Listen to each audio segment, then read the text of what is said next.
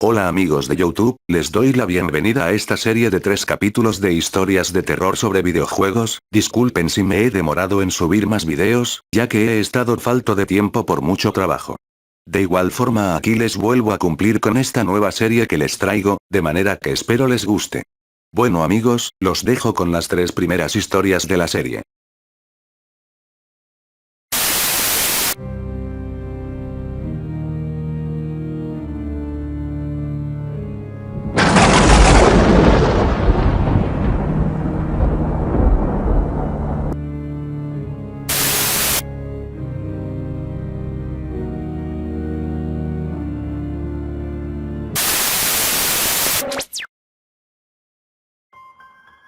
Seguramente, muchos recuerdan el lejano 1994, por ser un año muy especial en el mundo de los videojuegos, cuando Nintendo y Rareware formaron una de las alianzas más memorables de la industria a la que pertenecen.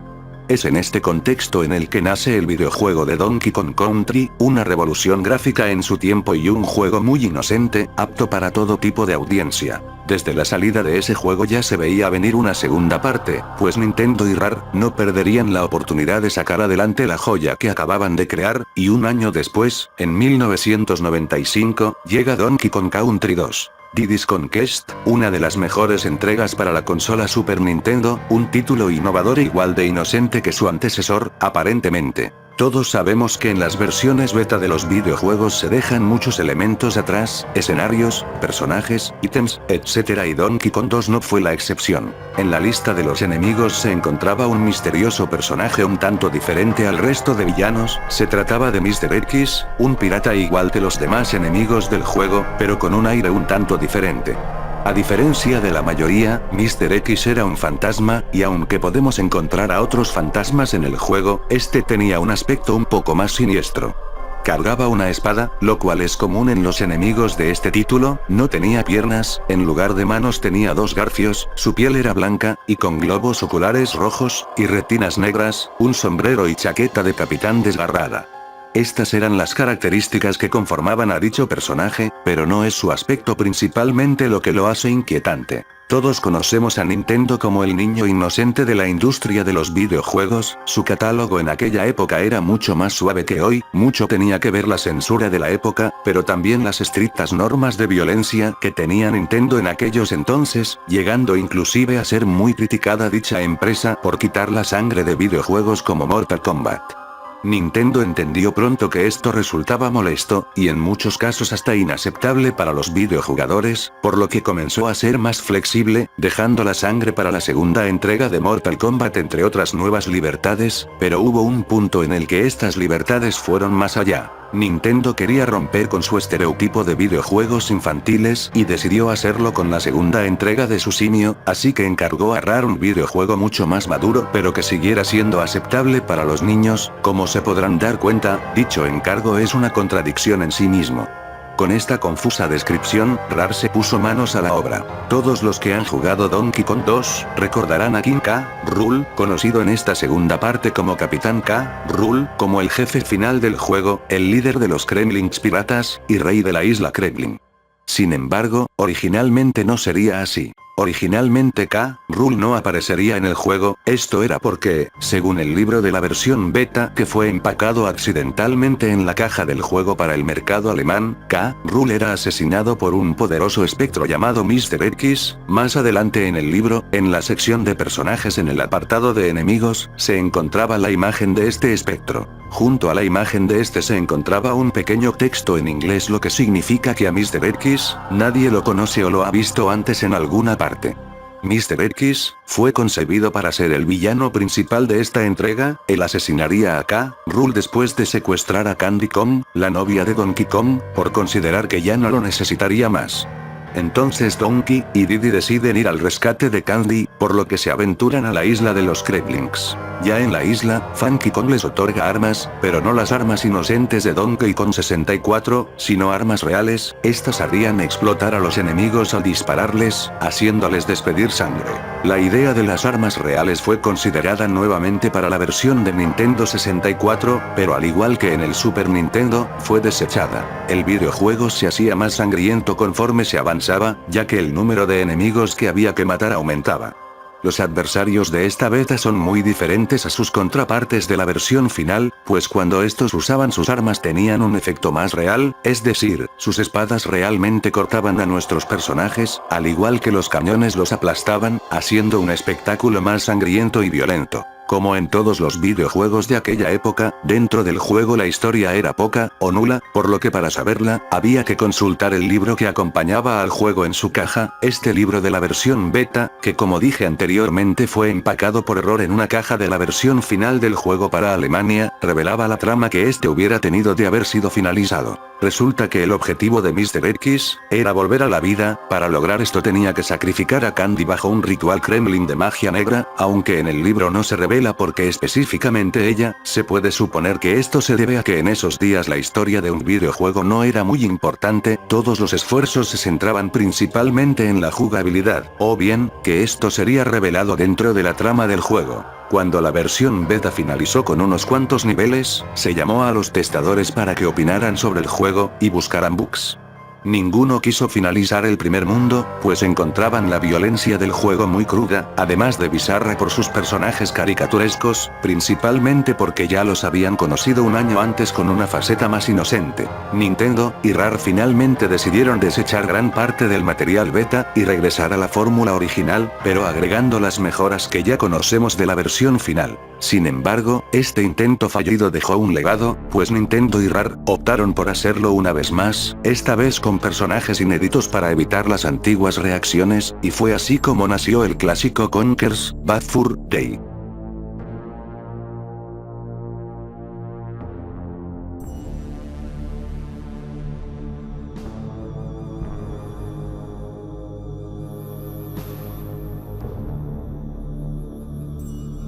Un día, mi primo, llamado Wifan, llegó a mi ciudad. Como hace poco hubo la E3 2011, donde anunciaron varios juegos nuevos para la Nintendo 3DS, entre ellos estaba el Paper Mario 3DS, el Ocarina of Time 3DS, o el de Resident Evil.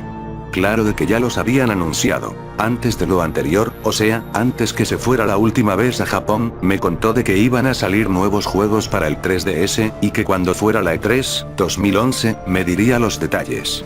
Y que trabajaban en ellos. Quise visitarlo para que me contara los avances de los juegos más detalladamente, también quería ir con él para saludarlo, ya que casi nunca viene a mi ciudad. Cuando fui a su casa tenía cara de perturbado, y actuaba muy extraño.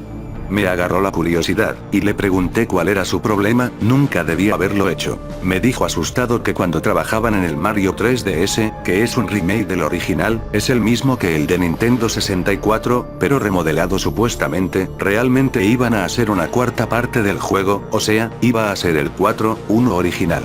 Él hacía dos trabajos a la vez en Nintendo, era diseñador de ideas, y supervisor de juegos.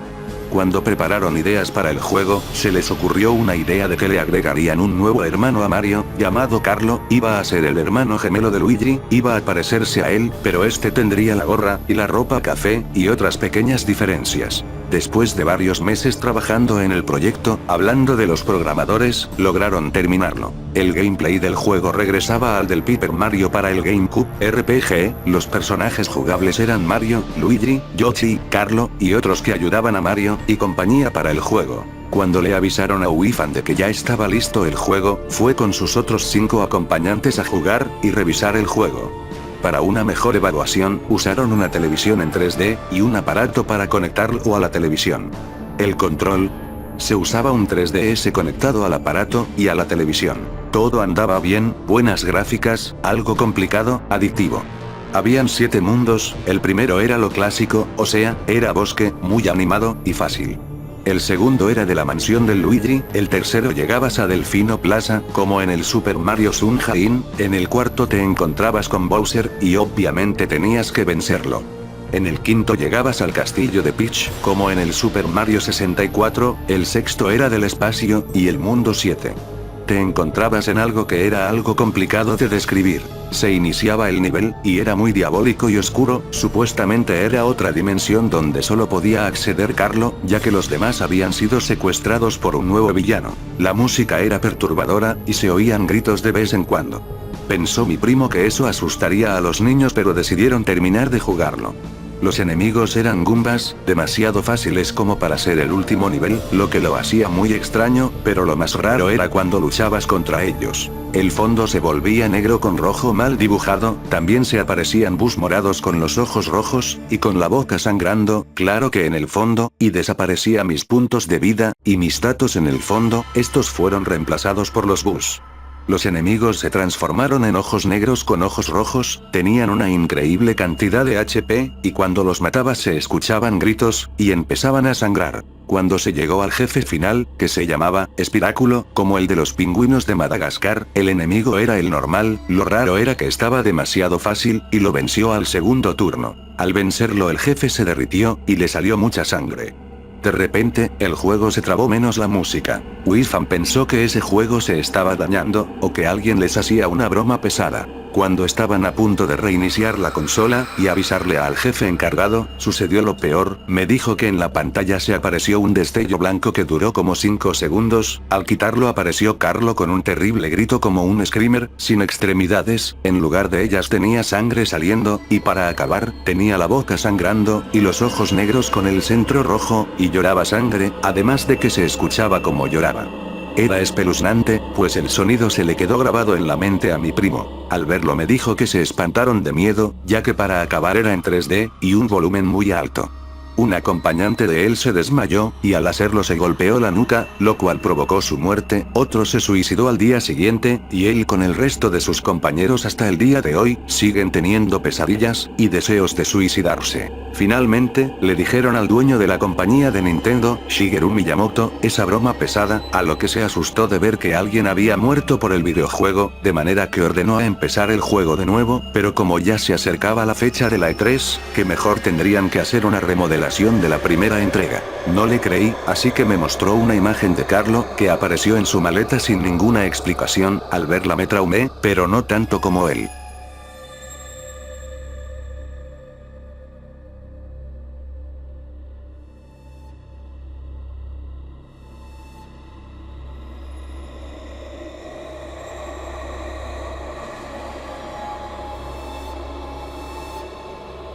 Bien, ¿saben?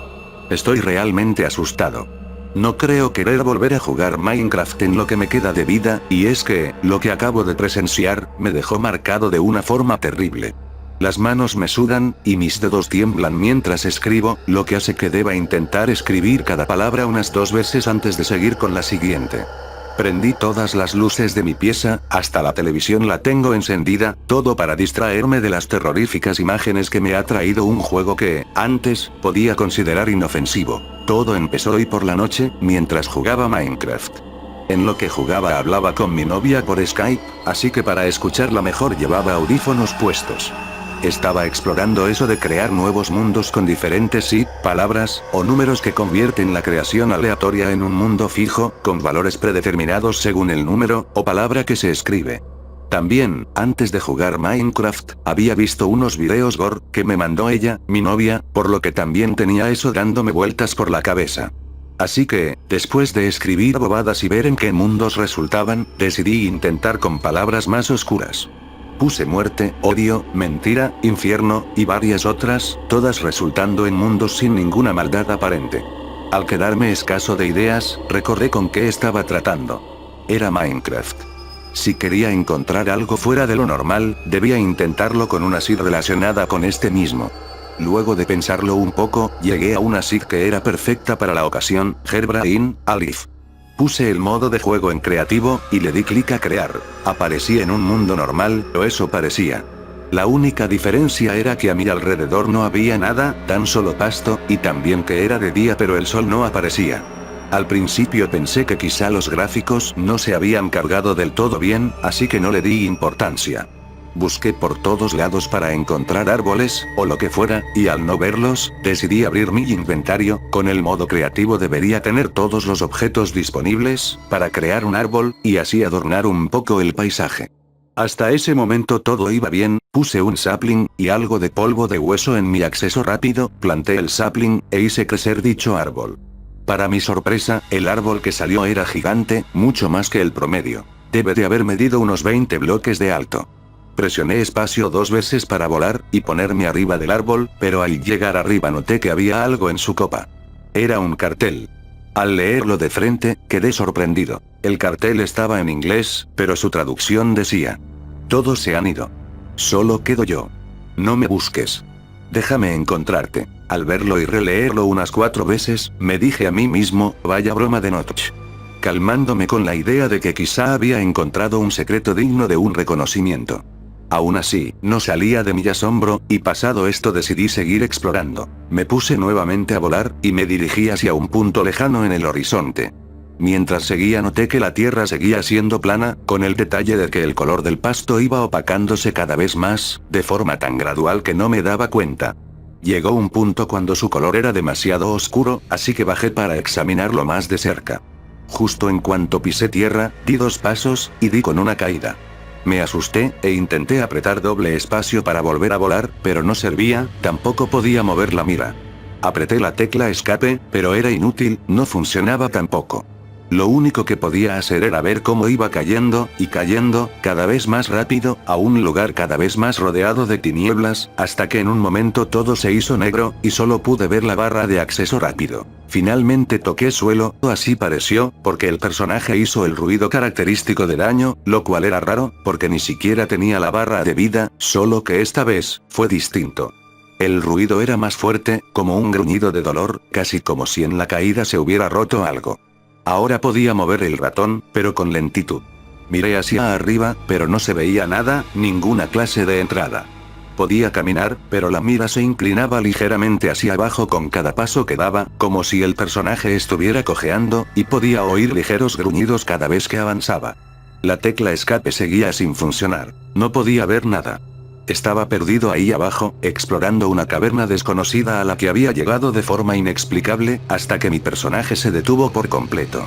Me quedé a la espera, sabiendo que no podía hacer nada, y entonces se prendieron 2 antorchas enfrente de mí, distanciadas entre sí por unos 3 cuadros, y luego otras, y así sucesivamente, formando una especie de camino. Seguí el camino puesto ante mí, cojeando, sin molestarme en ver hacia los lados. Llegué al final ilusionándome con la idea de estar por lo menos iluminado, me quedé a esperar junto a las antorchas. Miré hacia atrás, y ahí apareció otro cartel. Me dio un susto grande leerlo. Decía: ¿a que es muy divertido matar monstruos desconocidos? ¿No sabías que ellos alguna vez estuvieron vivos? Me volví a dar vuelta, pero solo podía moverme despacio. Mi respiración se había agitado. Tenía a una de las antorchas como señal de que me estaba moviendo, que se desplazaba por la pantalla lentamente, y no fue hasta que dejé de verla cuando tuve mi siguiente sorpresa. Se prendieron cientos de antorchas en diferentes lugares, formando algo que desde mi perspectiva parecía un círculo. Ahora veía una construcción frente a mí, era una pirámide de piedra con antorchas que iluminaban la escalera que llevaba a la cima. Lo pensé brevemente antes de continuar con esta locura. Ya había visto suficiente, pero aún así, algo me llamaba, quería ver lo que estaba ahí. Entonces proseguí. De a poco iba llegando, y de pronto apareció una flecha cruzando la pantalla que venía directo hacia mí, pude sentir como si me golpeara en el rostro. El personaje volvió a gritar, pero ahora fue un grito más agudo, de dolor intenso, fue un grito que duró varios segundos, y fue seguido de lamentos. En ese momento, el personaje comenzó a andar por sí solo, lo vi subir las escaleras y luego, al llegar a la cima, se detuvo de pronto, y miró hacia el piso. Allí no había nada. Volvió a mirar hacia arriba, y enfrente de mí estaba un Enderman, solo que no tenía ojos. Examiné su rostro un poco, y después miré sus manos para ver lo que sostenía, y mis ojos se abrieron de par en par al ver que no tenía un objeto, sino una cabeza, llena de sangre, y con los ojos blancos, radiantes. Volví a mirar su rostro. Sus ojos se habían abierto, eran de color rojo. Abrió la boca produciendo un chillido espantoso, y como tenía audífonos puestos me tuve que sujetar la cabeza. Entonces desapareció súbitamente, y el chillido se fue desvaneciendo hasta perderse. Me desesperé pensando qué hacer, no podía cerrar el juego normalmente, así que intenté otras formas, pero nada funcionaba, y al apretar control, más alt, y la tecla suprimir, la pantalla tan solo se hizo más grande, y ahora veía el juego en pantalla completa. Cuando estaba al borde de salir corriendo, apareció en mi vista un tercer cartel. Herobrine está vivo. O lo estuvo. Ahora solo estoy yo. El piso de mi personaje se desvaneció, dejándolo caer al vacío. La pantalla se cambió a la habitual pantalla antes de cargar un mundo. Esperé unos segundos, y estaba en otro lugar. Era como el Nether, pero se sentía distinto. Se veía tenebrosamente distinto. Alrededor mío había varas, como las de las cercas, pero arriba de ellas había cabezas de personajes, con los ojos en sangre, y la vara también manchada. Escuchaba los lamentos de los gas, junto con sonidos nuevos, parecidos a lamentos de personas, llantos, gritos de niños. Tenía a mi alrededor varios caminos rodeados con las cabezas. Elegí uno al azar, y al caminar por él me di cuenta de que no tenía bordes, a cada lado estaba el vacío. Abrí mi inventario para buscar el mapa, y ver cómo estaba trazado esto. Di un sobresalto cuando solo vi dos ítems. Una perla de Enderman roja llamada Corazón de Solitud, y la cabeza que había visto antes en manos del Enderman. Entré en pánico con su nombre. Cabeza de Herobrine. Al cerrar el inventario, vi que a mi lado había aparecido un cofre. Lo abrí. Dentro tenía un mapa con el nombre también modificado. Decía, Contrato de Alma. Lo puse en mi acceso directo, lo abrí, y el mapa ya estaba cargado, con el camino listo para recorrerse. Solo me quedaba eso, seguir el camino trazado. Con el corazón en la mano recorrí el sendero que me llevaría a algo, no sabía a qué, solo sabía que quería encontrarle una respuesta a todo esto. Estaba expectante. Muerto de miedo, llegué al final del camino. Adelante, esperaba un cofre, el cual abrí, y me di cuenta de que estaba vacío. Miré los objetos que tenía, el mapa decía, sepúltalos. Pensé que se refería a ellos, así que arrastré los objetos, y los dejé en el cofre. Al dejar el mapa, su nombre cambió a, Adiós. El cuadro del cofre se cerró, y apareció el último letrero. Ya has hecho mucho. Llegaste hasta aquí. Me has encontrado. Ahora me toca a mí. Detrás del letrero aparecieron dos puntos rojos. Me miraban fijamente, sentía llegarlos hasta mi alma. Desaparecieron rápidamente, retrocedí un poco, y llegó el final. Solitud apareció enfrente de mí, con sus brazos sobre el personaje, y sus ojos mirándome desde la pantalla. Su grito se hizo más fuerte, más agudo, y la imagen temblaba mientras abría su boca. Un escalofrío fuertísimo recorrió mi cuerpo cuando la pantalla se fue a negro, y el computador se apagó por completo. Me saqué los audífonos, los boté al piso, y pegué la espalda contra la pared.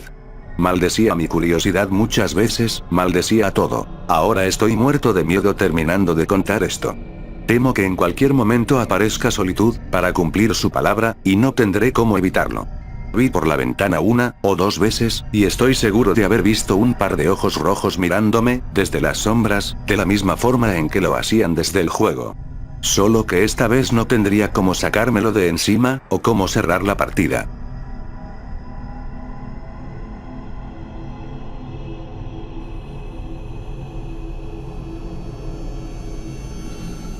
Si este video les gustó, no se olviden de darle manita arriba, compartirlo y suscribirse.